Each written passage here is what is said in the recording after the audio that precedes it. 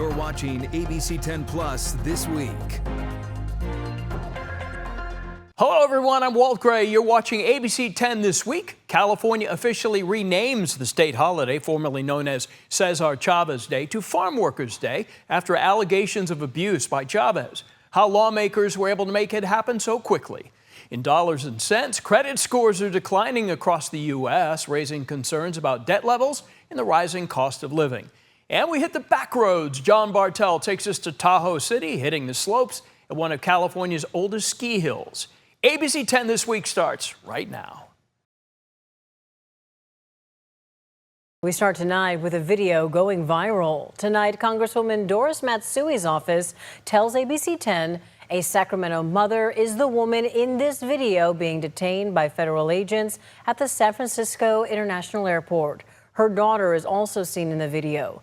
ABC 10's Garshpal Sangha joins us in studio now with what we are learning tonight. Garshpal. Yeah, Chris and Laura, questions are mounting after a controversial immigration incident at SFO. Local leaders are speaking out while federal officials are defending their actions. What's your name? Can show the badge. Where's a badge? Cell phone video capturing a chaotic scene at San Francisco International Airport. A woman crying as officers restrain her on the ground, her child nearby. This is an illegal arrest. Show the badge number. The video taken Sunday night inside the international terminal. Congresswoman Doris Matsui says the woman is a Sacramento mother, saying in part, quote, "This video showcases the cruelty we have come to expect from Trump's ICE agents." But the Department of Homeland Security says this was lawful, posting on social media. Two women, Angelina Lopez Jimenez and Wendy Godinez Lopez, were taken into custody and taken to Guatemala, saying both had final removal orders dating back to 2019 and that one of them tried to flee and resisted officers. State Senator Scott Wiener says he's skeptical of that explanation. I always take anything that this administration says with a huge grain of salt. My understanding is that they brought her to the airport to put her and her child on a plane for deportation. It's concerning. Immigration attorney Julian Sanchez Mora is not connected to this case and says even if a removal order exists, there are still major questions. This is what we are seeing over and over again when it comes to ICE officers. Individuals in plain clothing, failing to identify themselves. And about that reported 2019 removal order? Whether this individual was even aware of that removal order. It's not uncommon to see individuals who have removal orders, what is known as in absentia, or in their absence. They never received any type of notice. I'm wondering whether that could have been the case here. And if that's the case, there could be potentially a way to try to reopen that case. And the San Francisco mayor is calling this an isolated incident. Congresswoman Matsui says in a statement she's demanding answers as to why ICE treated the woman so violently in front of her daughter. Chris and Laura. All right, Garshpal, keep us posted as you learn more. Thank you. A Yolo County civil grand jury report says that the deadly Esparto fire that killed 7 people, it could have been prevented.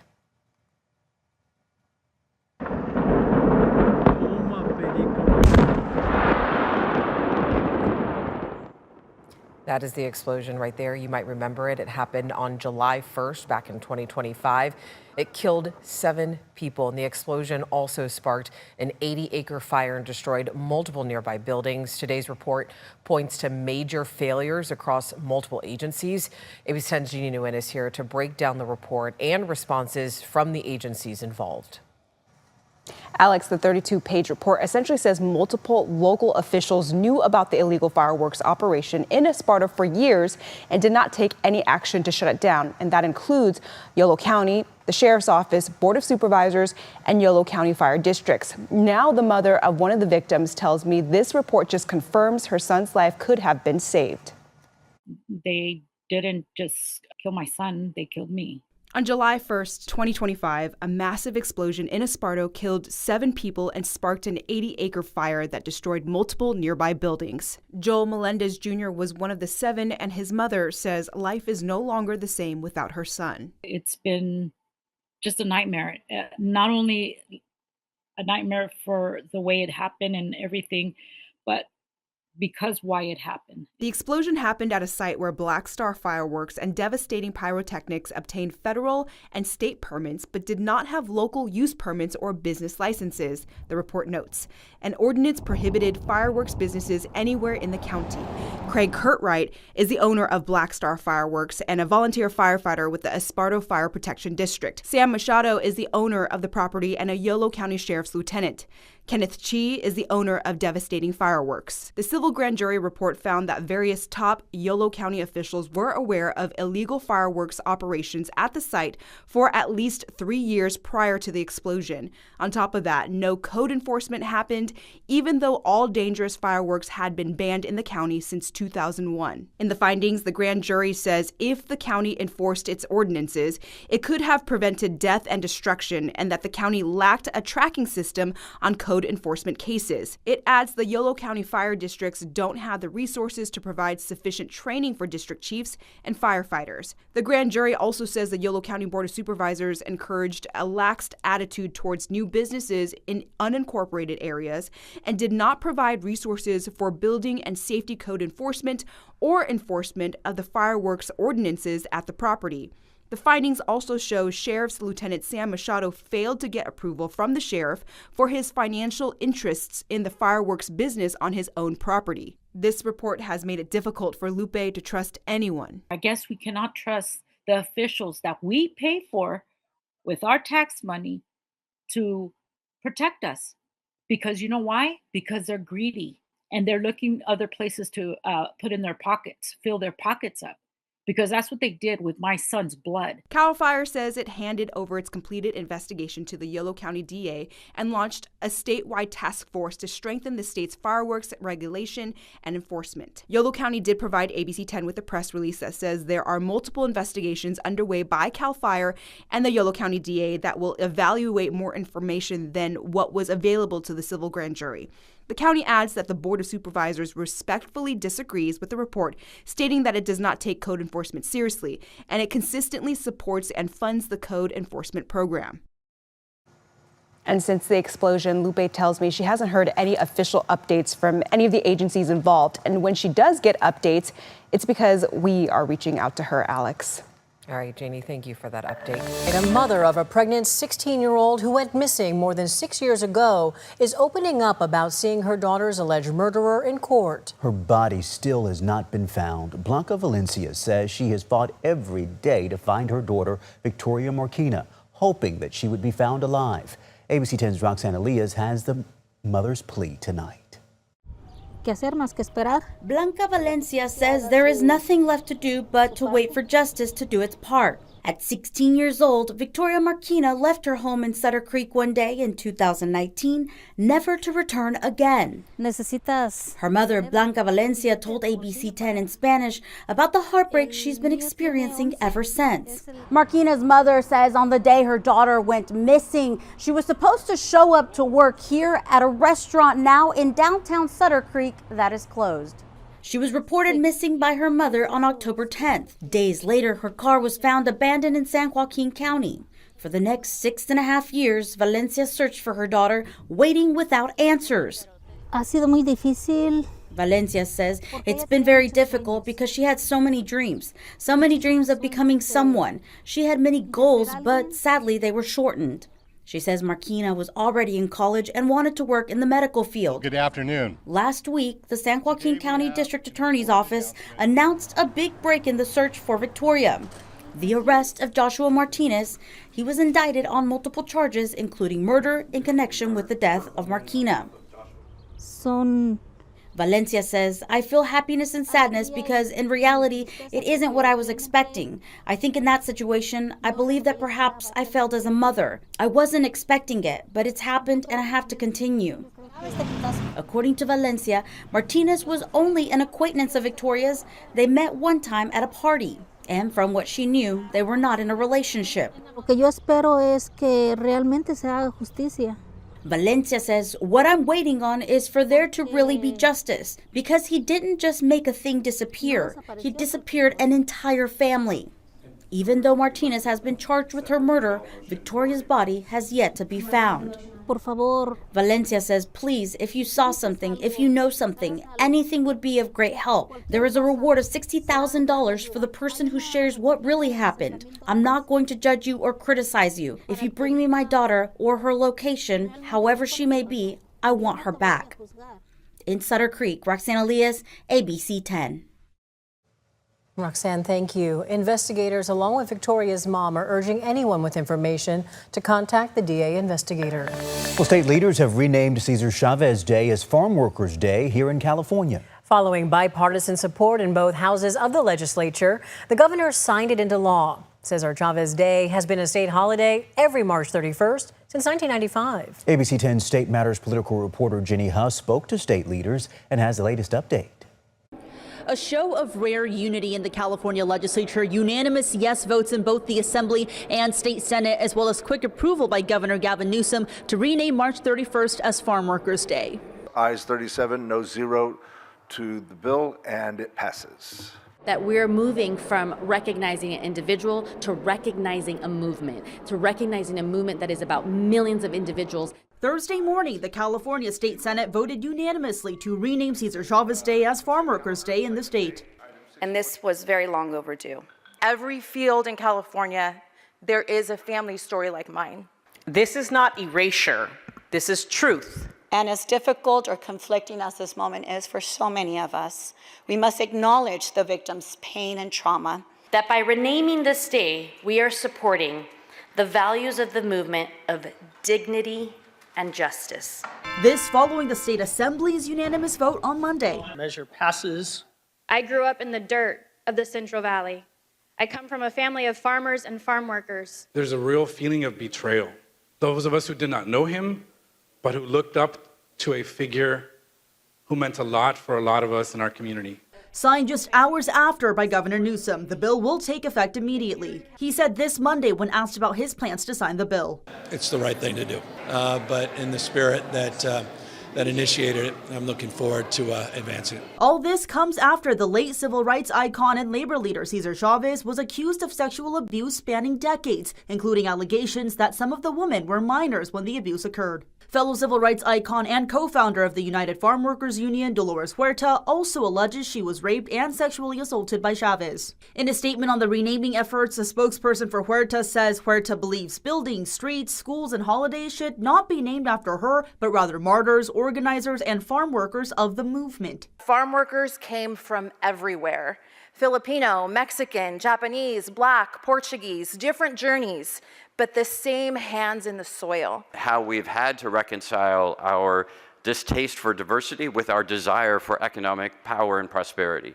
A recognition the farm workers movement is about diversity, and more work remains to be done to celebrate them beyond each 31st of March, like modifying school curriculum. To be able to know what the timeline will be, what it will be, and make permanent decisions moving forward. Jenny Huh, ABC 10. In tonight's Dollars and Cents, an alarming new trend. Credit scores are down across the country. A new Wallet Hub report shows all 50 states are showing declines, and missed payments are one of the reasons why. I talked one-on-one with a financial expert about why credit scores matter and how you can keep your score up.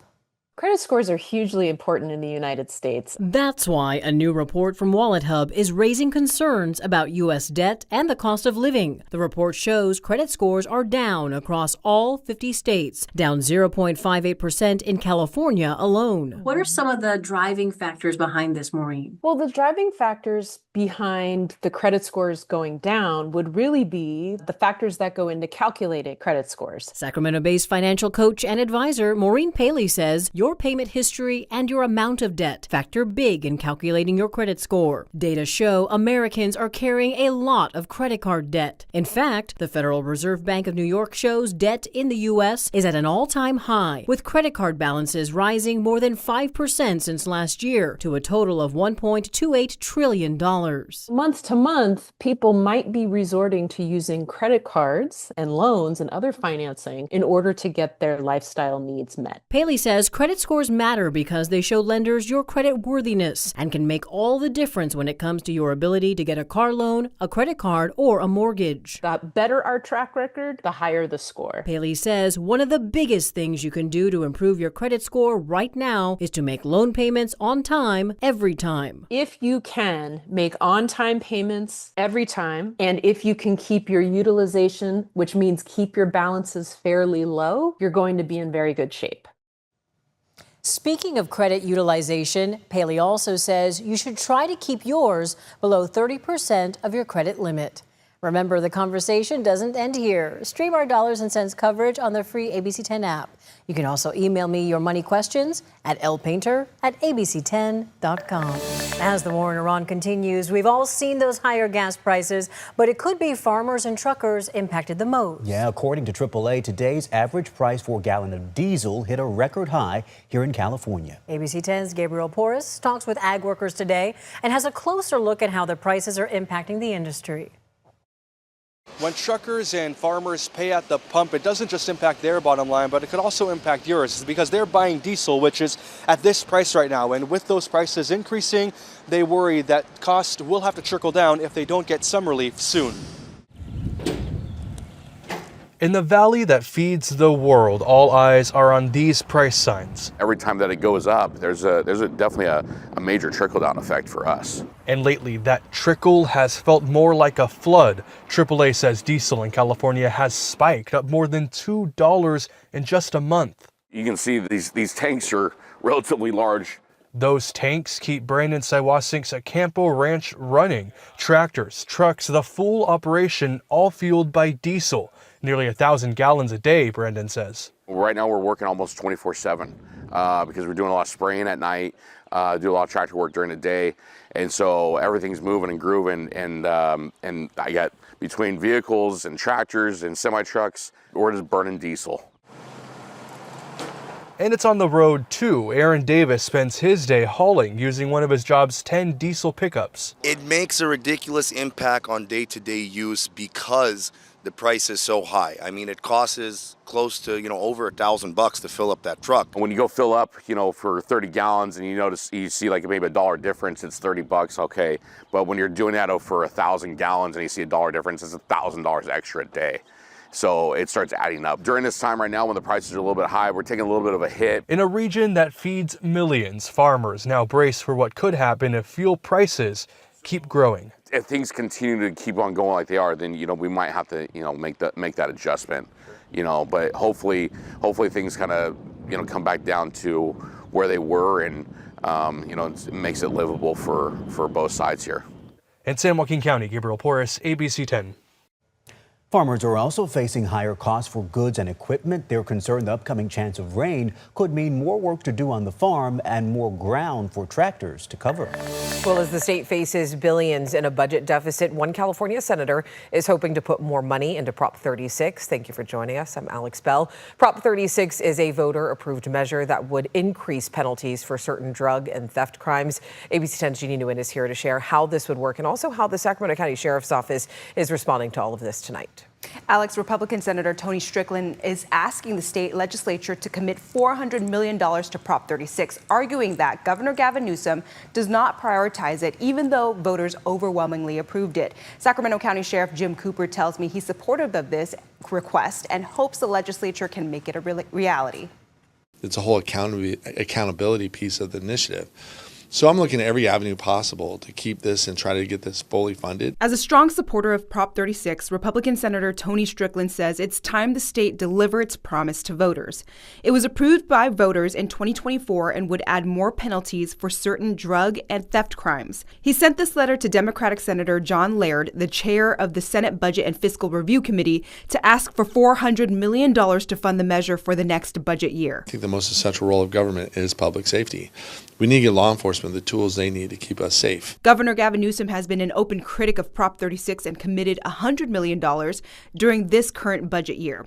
During a press conference on Wednesday, Governor Newsom doubled down on his criticisms. There was just a survey done by the courts. It's worth reading. They should actually read it, some of the advocates, that highlighted the success, the failure of Prop 36.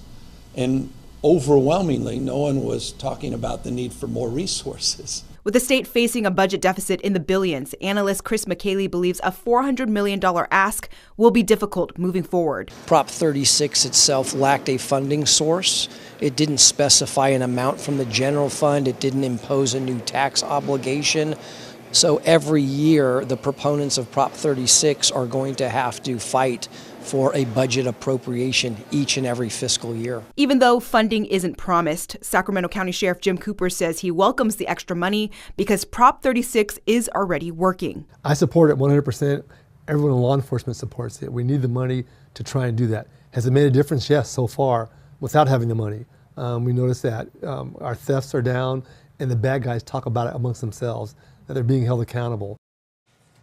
Democratic Senator John Laird is the chair of the Senate Budget and Fiscal Review Committee. I asked him for an interview and comment on Senator Strickland's request for more money to fund Prop 36, but he declined, Alex. All right, Jeannie, thank you. Let's turn now to the latest on the race for governor here in California and a warning sign for Democrats. A new poll by the California Democratic Party shows the two leading Republican candidates as the likely top two vote-getters. ABC 10 State Matters political reporter Jenny Ha is here now with a closer look at the numbers.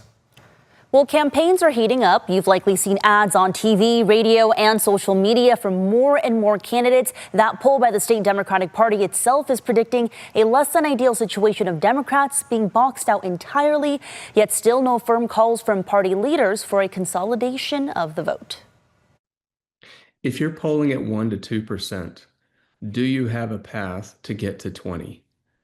That's the question. Do you have a path to put you in a position to win the primary election? Chair of the California Democratic Party, Rusty Hicks, once again calling on lower performing candidates to drop out of the race to succeed Governor Gavin Newsom. They know when they're viable and when they're not.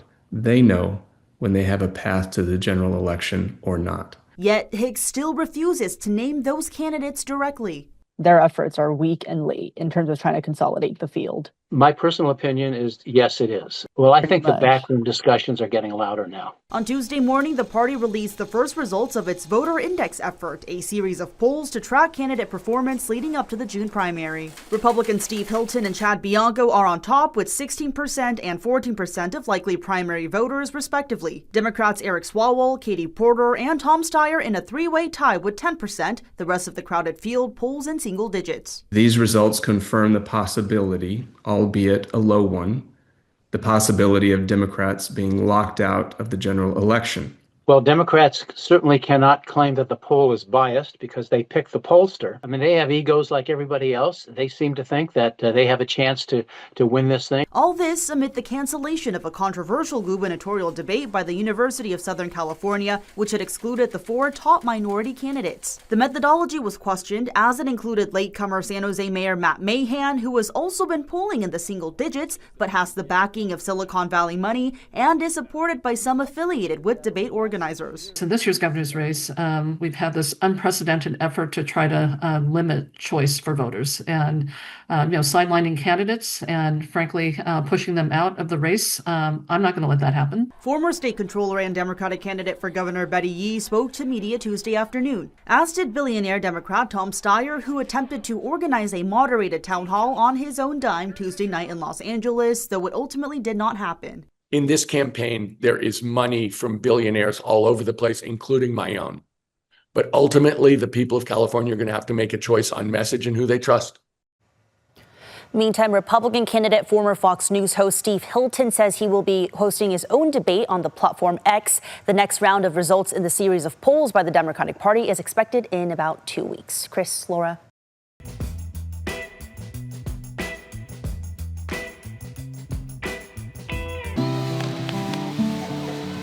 Overlooking Lake Tahoe is Gran Labaga, a ski hill that's been making history and memories for generations.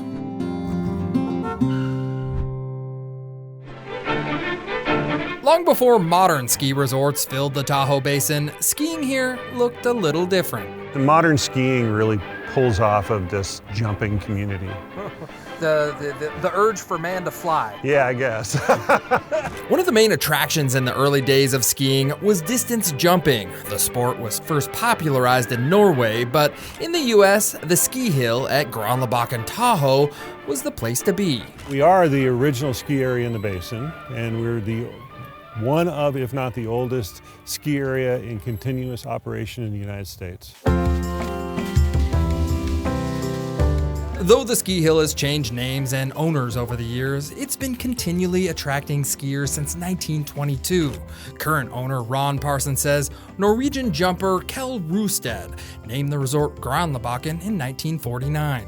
And that's where the name Granlabakken comes from. It means hill sheltered by fir or spruce trees. In the early days of skiing, jumps were the main attraction, and skiers would walk their long wooden skis up the steep Granlabakken hill to do it.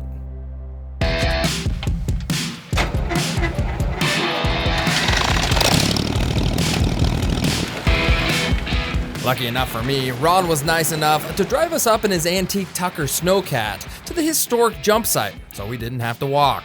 Get ready to go. You'd push off, you'd go straight down, you'd hit this wooden platform which had snow on it, you'd lift off that and then you'd fly down and you'd land, and then there'd be a flat area for you to stop. Modern day jumping at Granlabakken has changed quite a bit. Instead of jumping in the winter, it's now done in the summer. It's not jumping as it was in the 30s, it's freestyle jumping. So what happens here is kids who are in the Olympic Valley program will come here and train in the summer so that they can get their inverted aerials certified before they do it on a hard surface. Granlabakken has been in Ron's family since 1978, and though they've made some improvements, they strive to maintain the ski hill's historic nature, with sledding hills and the iconic Pama lift that helped many first-time skiers learn the sport. We got the first lift in the basin, with first downhill area in the basin. You know, those are all great milestones. From Granlabakken Resort in Tahoe City, I'm John Bartel. Hope to see you on the back rock! Yeah!